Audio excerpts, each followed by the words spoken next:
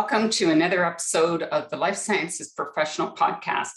I'm excited to welcome my guest today, Tom Meevis, who comes to us with 23 years of varied experience. And I think you'll quite enjoy talking to Tom, who has a wonderful perspective on being a manager, hiring people, but more importantly, what his journey has been like as well. He started his career in purchasing operations, sterile processing, and eventually moving into organization where he was in sales and sales management. So no further ado, I will introduce you to Tom, and I hope you enjoy the show today. Well, thanks, Tom, very much for joining us today. I'm excited to have you. And, but before we get started, for our guests, or audience, I should say, if you don't mind just telling them a bit about yourself, both professionally and a bit about you personally, that would be great. Wonderful. Thanks, Linda, and thanks for having me today. Really appreciate the time. And a little bit of background on myself, I'm going to go through a few aspects. I have a Bachelor of Commerce with a minor in business law. I've been in the healthcare space for approximately 23 years. The first 7 years were in hospital. The following 16 have been in corporate life and continue to be. The passion for the healthcare industry is all around the saving lives and making a difference for patients out there, and really making a difference in the community as well with the products and services that we offer. Some of the things that people wouldn't know, I'm married, have two wonderful girls. They're 9 and 12. We live here in Burlington, Ontario. Love it. Some of the background hobbies, I'm a ski patrol, as well as avid motorcyclist, as well as a cottager. So love the Canadian outdoors and love being outside. So that's a big piece of it here. That's great. And the young kids will keep you busy too, won't they? Just a little bit. Yeah. I know when we spoke last week, it was interesting because you mentioned something that was interesting. And, there's been lots of changes, just before COVID, during COVID, post-COVID. And, you hear a lot about throwing the term around, the Great Resignation, but you also mentioned something about the quiet resignation. I thought that was a very interesting term. I'd only heard that once before, but I thought it was very interesting that you made that comment during our conversation. And I wondered if you could elaborate on that and what your experience has been around that from a management perspective. Yeah, absolutely. I mean, quiet resignation has been around quite a long time, but it really came to the forefront after COVID, a little bit in the middle, but more afterwards. And what it is they're looking at their job description and they're only working to what the job description states. So they'll do the job duties that are there, but they will only work certain hours. And really what it's in reference to is to avoid burnout. And what we're seeing is more in the healthcare space than we are in others. Obviously, due to what happened at COVID, large demands for the healthcare space, as well as healthcare products. In particular, when you're looking at sales and marketing, it became very difficult for those individuals in the sales and the marketing space to actually gain access to hospitals. Mm-hmm. And hence what started happening is a lot of stress that occurred on the position itself and how to do your job differently. And how do you do more in the role that you're in when you can't actually access the patients that you actually worked for? So what it actually created was an environment that was a little bit toxic, in that, we had people who were just like, I'm just doing my job, I'm not going to do anything else. And then you also had a portion where it moved to what management needed to look like was, we need to look at what's the great retention, not the great resignation or quiet resignation, because, there was over 70 million people that resigned as a result of COVID. Obviously some for the betterment. So, they were like, hey, I think I can do this and go and retire. While others were like, I just can't do this anymore. And that's where we really started to see this and really started to look into what is it about the jobs that people are in that is pushing them to do that quiet resignation, and why is that happening? And what can we do differently as leaders to make sure that that's not happening and people feel fulfilled in their job every day? Mm-hmm. And is that something that your organization is identifying as a strategy across the board Absolutely. in all roles, or it's specifically around the sales and marketing? Like, can you just sort of elaborate? Is that a global initiative?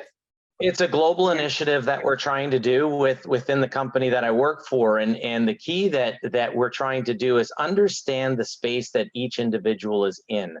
And where we're looking at that is what's it in the role. We actually did a huge survey within the company to understand what is it that you like about your position? What is it that it makes you really cringe when you look at your job description?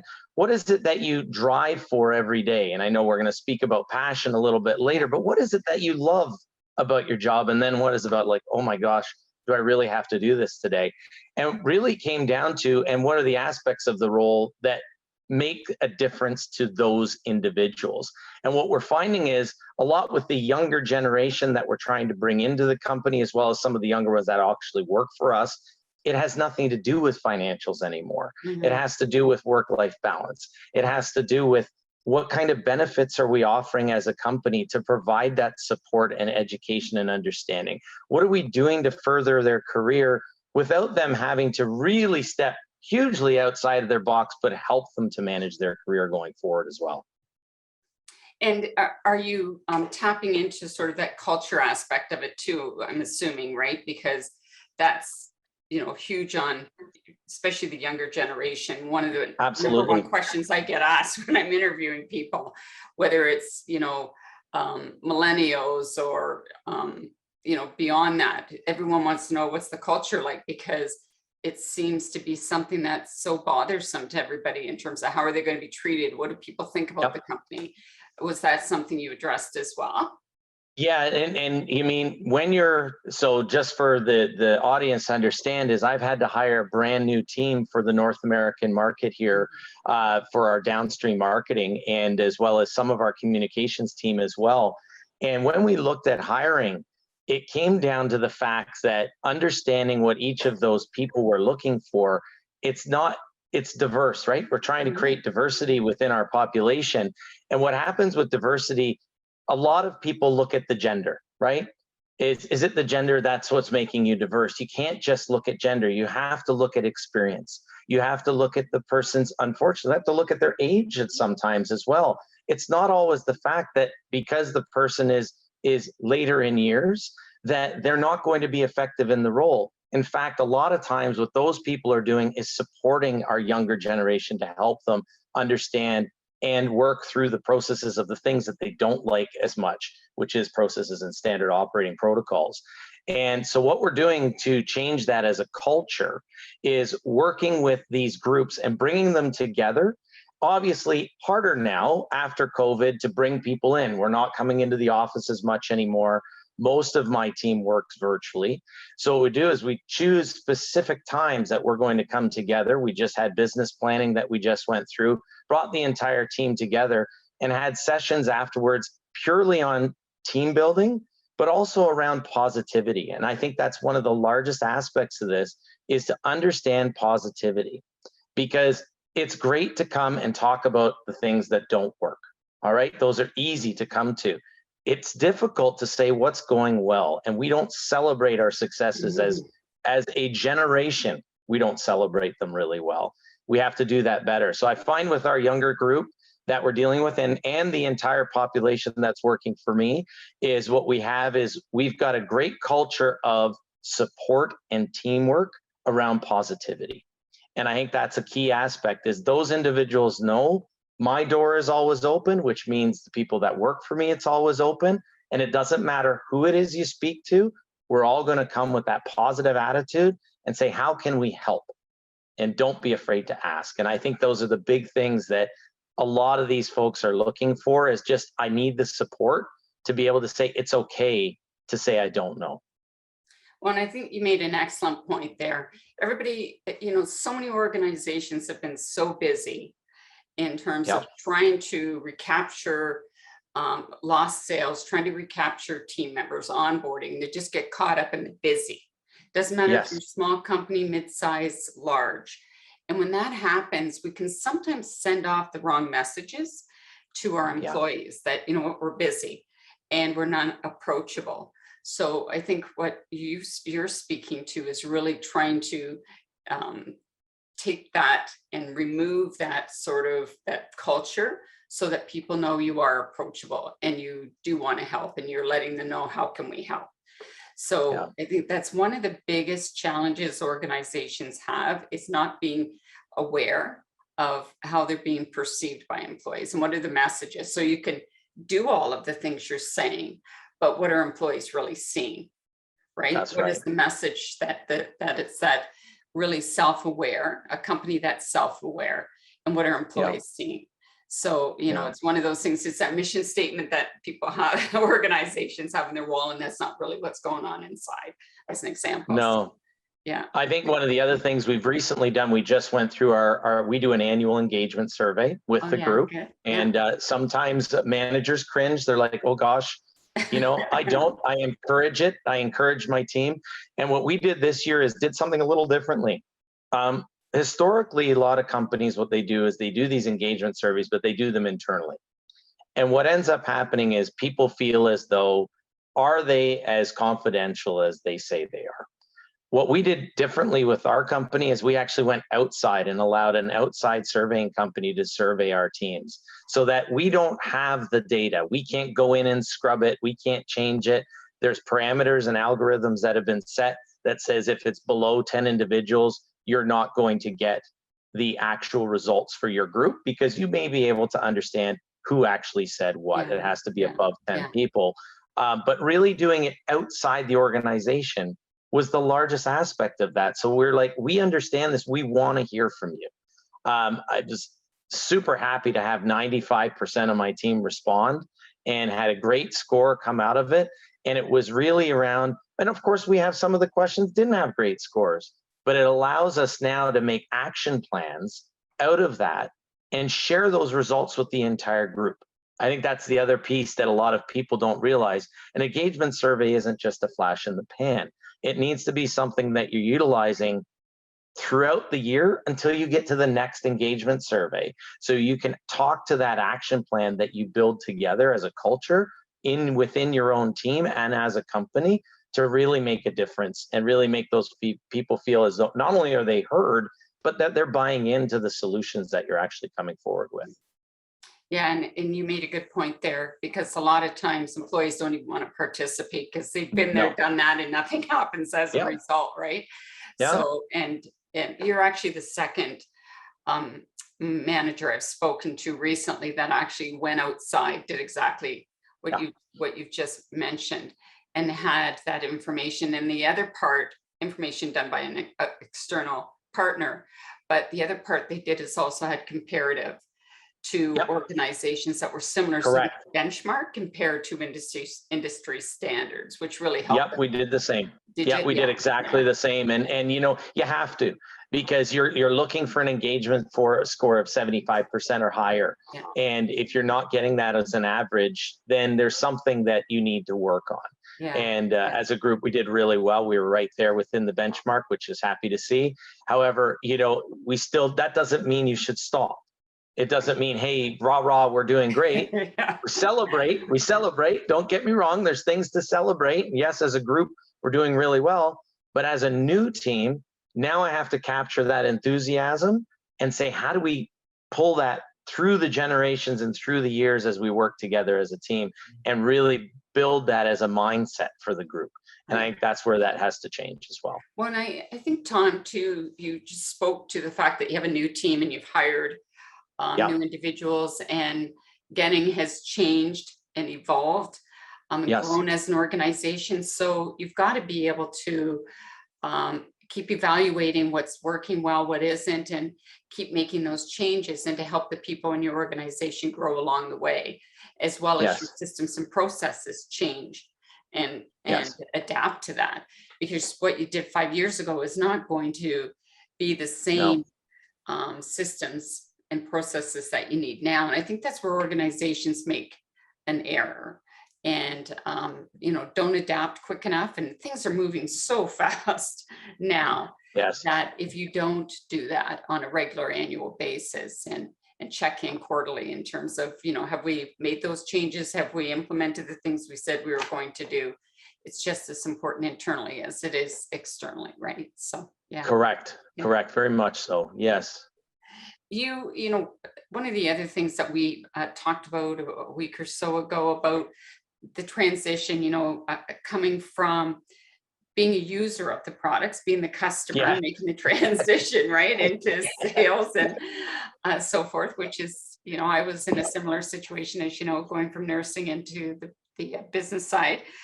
But you went from sales and product management and to senior leadership role where you are now. But, Yeah. what would you advise individuals like yourself who are looking at making that transition and feel like they have a calling to Yeah. go to the, say, sales as an example? What skills Right. do you think in this day that they should work on before they even think about making that transition? What would you recommend? Yeah. I first off start not so much as a skill, but is to have an advocate. And I think that, I've been so fortunate in so many of the roles that I have, especially in the one I'm in now, where I've got advocates in our company that not just speak to the company itself, but speak to individuals. And I've been very fortunate with some of the leaders in our company, all the way up to our board of directors level, our global leadership level, where people that have taken the time to actually mentor me and be an advocate for the voice that I have as well. I'd say some of the things that people need to work on is that, it's great to do the job you're in and do it well. You need to do that. But you have to look at additional projects. Now, we talked about the quiet resignation earlier, right? Where people are, I'm just going to do my role. I'm fed up. I'm worried about burnout. That's okay. But you got to speak to your manager and say, hey, I can do my role, but I'm really interested in this other project because I feel as though it could add to my resume, my CV, to build my experience to allow me to get to the next level in my career. You have to be able to expand your scope and know what's going to add value to the organization. So, what does that mean? It doesn't just mean because you're good in sales that you're going to be good in marketing, or you're good in sales that you're going to be good at management. That's a whole other level. That's something completely different. Mhm. If you can get into projects where you're actually going to be able to experience and change the way in which you're doing things, you'll absolutely be able to get some of that experience and document it within your own file within HR, so people can go to it and say, wow, this individual is not just saying, oh, I can do it. They're demonstrating the value back to the company rather than just believe me, right? And I think that that's part of the aspect of this. One of the things we've seen when we have people in the organization is they come from outside and they say, oh, I did it somewhere else. And this is one of the most common things, right? Mhm. Well, I did management somewhere else, but every company's culture is different. So I'd love you to take your learnings from where you were before and apply them into the role here within the company that you work for and demonstrate that's the value you can add. But it doesn't always match up exactly the same because people are so different and company cultures are so different. So it's one about flexibility, one is about an additional scope, and third is really about having that advocate and making sure you have that person. Because without that person, it's really hard for people in upper levels to really even know who you are as an organization gets larger and larger. Mhm. And I think, that's an excellent point, having that advocate or mentor, Yeah. person that can sort of guide you and help you along the way. That's an excellent suggestion. And, I see it a lot of times too. Like I'll have candidates who, just to your point, were in management in another role, want to go Yeah. into a management role in another company, but the size of the organization or the infrastructure and how they go to market or operate are totally different. Yes. And if they went to the other organization, it'd be like drinking from a fire hose. They're not Yes. prepared, right? So, that's the challenge. And in order for them to do it, they've got to start to develop some skills to be able to be ready for that large organization. So sometimes they say to them, I understand you would maybe like to go into a regional manager role over there. However, the day in the life of that organization as a regional manager is very different. So Yes. let me walk you through how they operate and what the expectations would be as a regional manager there compared to where you are now. So, Yes. and here's some skills that you may want to develop where you are now in order for you to be prepared, and here's some individuals you may want to talk to. So just so you understand how they operate in those types of organizations, because if you're not ready, you could go over there and fail miserably because they have the same expectations and they may not understand the way that you operate in your job in a much smaller organization. And being in a much smaller organization is great sometimes because you get to do everything, right? But But you become a jack of all trades and a that's master of none. And that's right. that's where I Yeah. get concerned that's where I go back to that value statement. Yeah. It's, I understand that you're going to have value, and and everyone has great aspects. We all have things we need to learn as well. And you got to keep that humility as well. That's another one with the younger generation that I talk to, is having a little bit of humility and saying, I understand that you understand this space so incredibly well. In the digital space, most of us, and at least people my age, I cannot speak to that digital generation. They're just so fast and so brilliant at what they can do. I have a couple of people in our organization that just are so brilliant at it, and it's great to see. But we have to hone their other skills outside of that, right? And just understand, having a little bit of humility goes a long way with Right. a lot of these people as well. Yeah. Yeah. I sometimes will guide them to, become expert where you are. And sometimes you might be really good in winning awards in your specific area, like your role.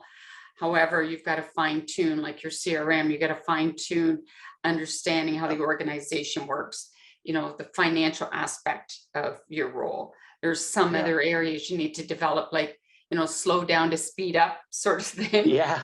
Yeah. And, kind of coaching them there. And there's courses they can take outside. So sometimes, there are some other things they can do to develop, just like you're saying, but and they sometimes have to get a mentor outside of their organization. And I find some of them are now getting coaches outside too Which that is are great. yeah. Which is So great. And I mean, and they are finding digitally you can get a coach, which is great. All of us used to have to go, you'd have to go meet with someone, you'd take time out of your yeah, day. You never had the time to do it. Now they could take 30 minutes within their day. yeah, They're yeah, online. It's video captured. It's wonderful. What a great way to do it. The other thing I would say is, think of things outside of work that you enjoy that may add to that. Okay. Um, I've told you I love downhill skiing, but I took on the whole ski patrol piece that just added an entire teamwork framework that I had not seen before. I started this 6 years ago, and it really added to the way in which I see a team, how they work together in an emergency situation, changes things. Maybe something outside of work that you enjoy as well, that you may be able to bring back in with the skills you're learning there to allow you to be better at the job you're at as well. So yeah. you don't have to do it while you're on the job. It may be something that you're enjoying outside of work as well. Yeah, that's a great example, by the way, Tom. It's that fight or flight. I'm out of here.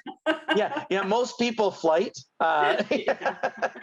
They run for the hills. Yeah, Yeah. yeah, So, I know that you're great at building teams, and you've had quite a bit of hiring you've had to do recently. But we discussed how difficult it is to find great people, right? It's taking yeah. much longer. Candidates, or even accept your job, turn down your jobs, different things like that are happening out there for sure. We haven't, thank goodness, had that happen, but it is happening. Yeah. What are some of the things that you're personally doing to attract and retain people? Is there anything that you could share? Sure, absolutely. I mean, we called it the great retention now, right? So we'll Yeah, speak you bet. about, one is going to be talk about recruiting, and the other is going to be about retention. Because retention is so key. You so don't want to lose those great individuals that you have. And I will start with, it's not one individual when you're searching for people. Um, I'm very fortunate that our group, almost 1,100 people here in North America for Getinge. And so we've got a large amount of people. What that also means is we have a large amount of people that we need to retain. And so it takes a team to build a team. So you have to make sure that you've got great recruiters internally, or potentially externally if that's required, because some of the skills and roles, it's hard to understand how to recruit for those people, right? Secondly, it's around having a proper HR partner who understands the role, but also how the role applies to the actual business. And this is all before we even go and look at talent. Then when we start to look at talent, is really understanding, and you've nailed it on the head, what do people look for? First question they ask every single interview, what's the culture like? What's it like to work there? Am I going to get pushed? Well, pushed is one thing, but am I pushed with support, or is it just I find myself coming up against a glass ceiling? One of the biggest things that we found is we try to keep it very open within Getinge, that we're like, hey, you know what? You can get your role, but we're very open in which, and I'll speak to myself, I'm so lucky to be able to live in Burlington, Ontario, but be the vice president for all of North America for commercial strategy and communications. That doesn't happen in a lot of companies. But we've noticed that it doesn't matter where you live. If you're able to do the job and do it effectively and go to your people when it's required and be able to obviously do it virtually as well, what a difference that makes. And so a lot of our candidates speak to that culture, and you know, they're like, well, I live in Montana. It's okay if you live in Montana. We can see if there's roles for you. Now in sales, a little bit more difficult. We're trying to get them closer to obviously the markets where they're going to be working. But when we're looking at marketing, when we're looking at operations, specific operations, maybe not customer care, but things in operations that we could work on, financials and things like that, those individuals don't need to be 20 minutes from an office anymore. And I think that adds a component to it.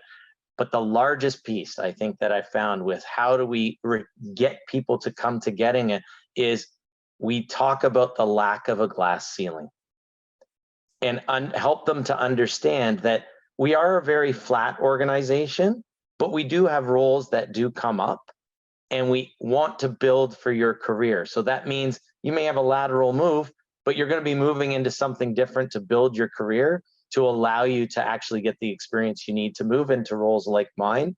And we do active succession planning as well and share the results. Obviously can't share exactly the conversations because that would be detrimental to the organization, but we share that we do this, and that if we see that successful talent, we want you to grow with the organization.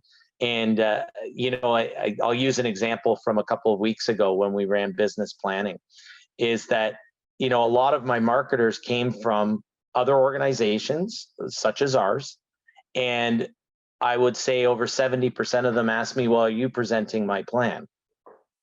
And I said, no, not at all. I will be introducing the group, thanking you all for doing your presentation and sitting down. Okay. I said, it is your plan. It's your product area. You know best. It is your time to shine in front of the executive and leadership within our company. And what a difference it makes. Obviously, it's difficult to present, but it allows that. So how are we retention, to answer the last part of your question?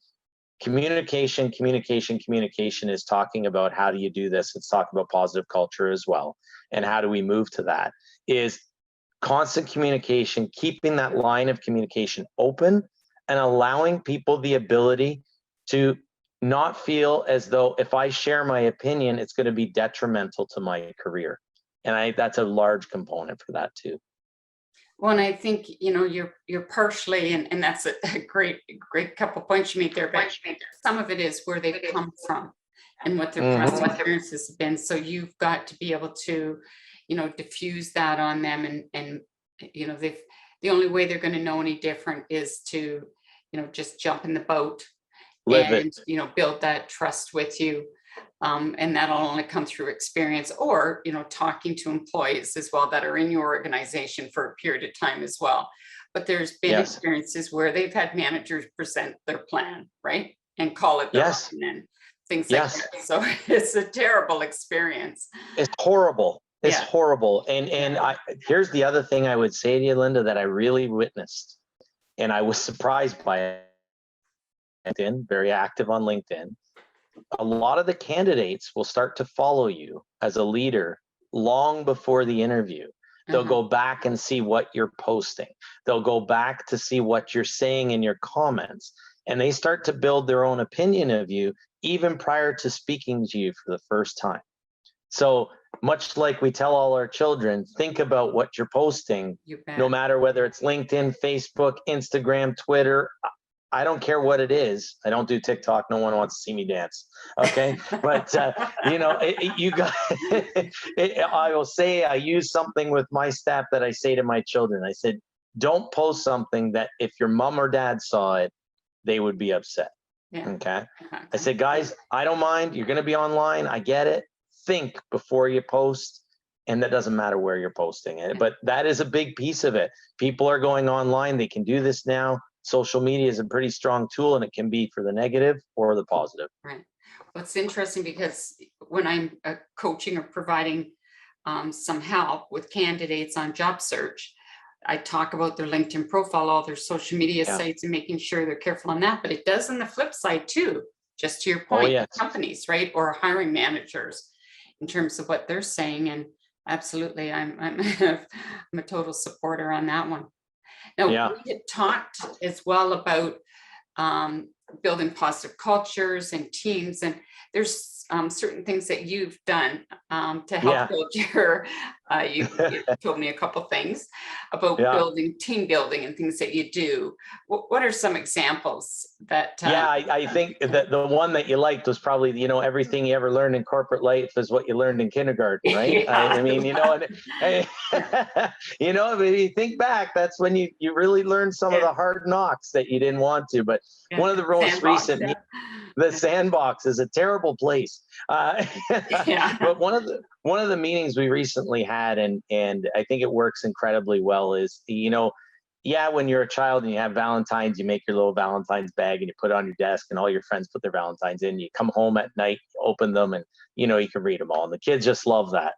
One of the most recent meetings that I had is, instead of just doing that, I said, just take a bag. We gave everyone a paper bag. Just write your name on it. It's not like Valentine's in kindergarten, but write your name on it. And then in the breaks through the meeting, and even gave them time during the meeting, what we encouraged was write positive notes to your colleagues. Okay, could be something that they've worked on with you. It could be a project that you're working on. It could be something outside of work. I don't know, whatever it is, but put your notes, put them in the bag. But the key is, you're not allowed to open the bag until you've left and you're in your own personal space, be it at your home office, be it on the plane ride home, be it whichever. And what this did was, I thought it was kind of cool. I was like, oh, look at these people are going to write a bunch of notes. It's fun. The positive experience that came back to me was unbelievable. If people are like, oh, we've never done this before. I had no idea this person thought this about me. I didn't even know they recognized me in my role. And what it allowed for is to allow for that next conversation. And, so when we come to our next meeting 3 months later, they're going to refer to that. They're going to know that positive aspect that person did, right? And the second example I gave you, of course, was the marshmallow pasta tape and string challenge. And I took a little creative liberties with that one as well, as where we ran it with myself and my leadership team. What we did was we ran it. We separated our groups, okay? Because of course we've got marketing for a couple of different product areas, probably 9 different product areas. We've got marketing, communications, got trainers. We mixed them up so they couldn't go with the colleagues they would normally work with. And we'd say, you have 20 minutes to do the challenge. Great. They all failed. The first time they did this, they all failed. Not one tower stood up. They were all angry. They're like, this is ridiculous. So we talked about, what did you learn as a team? Some talked about the fact that, we talked too much and we didn't do a lot of doing. Another team said, we didn't listen to the instructions, and they taped it to a pole. And yeah, it was 15 feet tall, but it wasn't freestanding. And, but then what we did was, a lot of times with that challenge and that team building, what a lot of managers do is they take that and they do it as 20 minutes, it's over, and they kind of leave it. We thought it'd be more fun to actually then mix up the teams again, but allow them to do it again. What came out of it, every single structure was different, but every single team was successful. And what ended up happening was, it didn't matter who was on the team. They all learned from a previous experience. And hence what they did was they took that, applied it to the next team. There was no yelling. No one was upset. They were all super proud of it. Of course, we're in sales and marketing, we're highly competitive. So of course they're like, no, mine's taller, no, mine's taller. So, there was a bit of argument there. But outside of that, I just found it extremely interesting to watch this group expand within a 40-minute window to not being able to do something to being fully effective in a role, It's great. just from working on a team. Yeah. So what a difference, right? Yeah. Little things, and lots of fun at the same time. Yeah. Right. Well, and it's, when you are working and you're so busy and like we talked earlier about just doing your stuff. And, Yes. you might interact on the phone, or you might pass each other at meetings, that sort of stuff, but you're not gelling sometimes, right? You just No. come together, and those things are great to do. Yeah. So, Lots of fun. Lots of fun. Yeah. Thanks for sharing those. When I asked you the ones about, what's important to you, like you're very enthusiastic and passionate about your team. It said something about it being the secret ingredient. Can you elaborate Yes. on that? Yeah, passion is the core. And it's a cliche. You hear people say it all the time. Oh, if you don't love what you do, you'll never be great at it. It's true. You have to love what you do. And if you find you're in a role that you're like, I go to work every day, if you're doing the quiet resignation thing, there's something that's not working. Yeah. There is something that's not working. Okay, where you're going to work and you're doing your job, you're doing the role, but are you really into it? Are you really wanting to do this? Speak to your manager about it. I tell people this. It's like, if you don't have the passion for the job, there's something different out there for you, and it can be within the company, but let's find what that is. Okay, I don't want the person to leave. You never want someone to leave. There's always great aspects to it. We brought them to the organization for a reason. Let's get back to why you came and what that understanding is. But I really do feel without passion in your role, you're never going to have an effective employee, and you'll never be an effective leader either. Okay, is if they don't see you loving the job that you're in, helping them succeed, the team will never succeed. Never. It will just never work. Well, and you know what, it's interesting. I loved being in sales. I love the life sciences industry. And I've been doing this for 22 years. There is nothing better to me than finding the top performing candidate for my client, like a real rock star, right? Just like finding that superstar and matching the two together. Like, to me, that's why I do what I do. I mean, I've been doing it a long time. So speaking to what you're saying is passion. Otherwise, I wouldn't be doing it. That's right. To me, it'd be like, pulling my teeth out or something, or like suffering a migraine. But, and when you're not, I just could never put someone who wasn't a superstar with a client I really love working with. It's just, it's like dragging yourself out of bed every morning. So when I'm talking to candidates, sometimes they're saying, well, I don't know, I'm not so sure about, whether I'm what I really want. And I give them an exercise to do. And I talk to them about, really think about the time you did enjoy your job and what is it you enjoyed. And, what are the things you really like and what are the things that you don't? You've got to really figure that out, because you spend more time at work than you do with your family. Exactly. And it's a long life if you're in the wrong job. We can find you the right thing. And it doesn't have to be sales that you're in now. It doesn't, we can figure out something else, right? I can coach you around that. But they got to go away. It's not something you can sometimes just figure out overnight. You've got to go away and really think about yourself and what's made you happy and what's made you so unhappy. What are the things that are like fingernails on a chalkboard?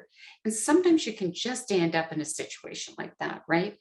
And just, you think that you have to stay there because of the money, or you think that, you don't want to let your boss down or your peers down, but you're letting them down by staying. Sometimes you're letting yourself down. I was going to say, you're letting yourself down. I think is the biggest component and it's sad to watch. It really is. Yeah. Because there's times when you watch and you're like, you're just not happy. Well, you're just not happy. Right? You can see that they're just going through the motions, and you can just, as soon as I'm talking to them on the phone, I can tell they're in the wrong role. They're not happy. There's something missing. But sometimes we can put them into a different company doing say a sales role from one company Yeah, to another, and all of a sudden they're live again. And it's yeah, because of the culture, it's the products they're selling, a different manager, yeah. they got their passion, they got their game back on, I call it, right? It's a different thing. I But will say a lot of it is autonomy too. yeah, yeah, A lot of these folks, they feel as though someone's always got a thumb on them, yeah. and that's hard. If you've got a manager that's constantly micromanaging you and constantly telling you how to do your job, that's not fun. And that'll diffuse your passion. You may come in with a ton of passion, right? Yeah. And I want to do this, I'm going to be successful. But if you have an individual that's constantly on you, like, oh, I called you 15 minutes ago, where were you? It's like, Oh, um, yeah. really, so yeah, there's that portion as well. Well, a whole change in leadership can do it too, right? Yes, I see, dramatic. I see it all the time, where all of a Yes, sudden I get a dramatic. flood of people calling me from the same organization because they're experiencing exactly what you're talking about, Yeah, right? So yeah, there's a lot to be said about that. And so just one last question, really, sure. in terms of any other tips that you would recommend for the industry or individuals to be successful, what would it Yeah, be? What would they be? yeah. I mean, to quote Ted Lasso, which was Walt Whitman as well, I as be love that. curious, not judgmental, right? And I mean, I know it's a very common statement right now, but it really does sing to me when I hear that. Is It's very easy for people to be judgmental, but when you're curious, you're demonstrating more of you and what you will learn from it. Let's just ask questions. How did that person get that successful? How did they get into the role that they're in? Why did it work for them? Ask the people, be curious about it, because I will tell you, it will come back to you in spades, because that person may actually become your advocate. Person may become the person that says, wow, this person actually really cares, wants to move with the organization, wants to do something differently. That's the type of people we're looking for. Be curious, not judgmental. I think that's the closing tip that I would give, Linda, in leaving you today is, guys, leave the negative side to the Yeah, side. There's yeah, always problems we can identify. If you're curious and you can come up with solutions, nothing will stop you. yeah. I agree, and that's a that's a fantastic close, Tom. And it's an industry that is just it's expected to keep growing astronomically in the coming years. And we need a lot of individuals to come in and take the jobs that we have open, and we need people Yes. just like that for sure. So Yeah. I appreciate it. Thank you so much. No problem. Thank you again for the time, Linda. Really Oh, you're appreciate it. welcome.